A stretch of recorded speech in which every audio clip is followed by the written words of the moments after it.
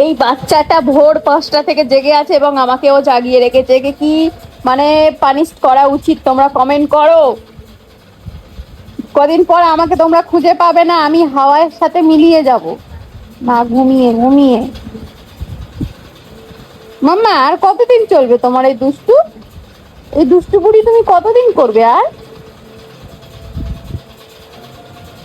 দেখো না, নিজে ঠিক ফুক ফাক পেলে সময় পেলে ঘুমিয়ে নিচ্ছে, একটা করে পাওয়ার ন্যাপ নিয়ে নিচ্ছে, কিন্তু আমার পক্ষে তো আর সেটা সম্ভব নয়।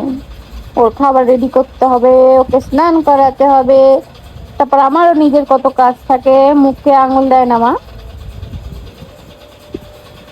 বলো বলো, এইটাকে কি কি শাস্তি দেওয়া যায়? একটু কমেন্ট করো তো। বলো মিমিরা, আমাকে কি তোমরা শাস্তি দিতে চাও? দিতে চাও?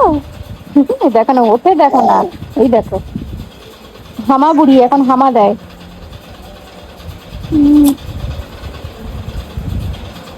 আর আমার এই নখগুলোর জন্য অনেকে কমেন্ট করছে যে দিদি মাম্মামে লাগে না। আমি অনেক সাবধানে কাজ করি তো, যাতে ওর না লাগে। আমি অনেক কষ্টে নখগুলো বড় করেছি, আমি খুব নখ বড় করতে পারি না, ওই জন্য কাটতেও মায়া লাগছে। তবে এটা কেটে দেবো, আমি রাখবো না বেশি দিন। ওর মুখে প্রসাদটা হয়ে গেলেই কেটে দেবো।